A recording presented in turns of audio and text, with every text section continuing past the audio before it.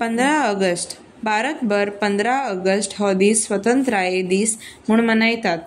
हो दीस मेळपाक भारतीयांक खूब झुजचें पडलें.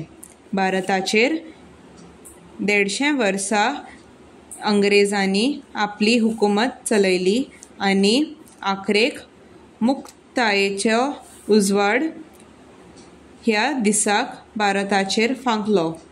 त्या वेळार तरणे पिळगेन आपलें व्हड रगतदान दिवन सत्याग्रह आनी भारत छोडो आंदोलन चलोवन अंग्रेजांक नाकापुरो करून भारत सोडपाक लायलें. त्या दिसाक सगळ्यांक सुट्टी आसता. शाळांनी, कॉलेजींनी, सरकारी कार्यालयांनी तरेकवार कार्यावळी जातात. त्या दिसा दिल्ली लाल किल्ल्याचेर दिव्यो पेटयतात. भारताचे प्रधानमंत्री तिरंगा उबारतात आनी आपलो संदेश लोकां मेरेन पावयतात. पावसा पर्वा करिनासतना लाखांनी लोक लाल किल्ल्या कडेन जमा जातात आनी भारताचो जय जयकार करतात.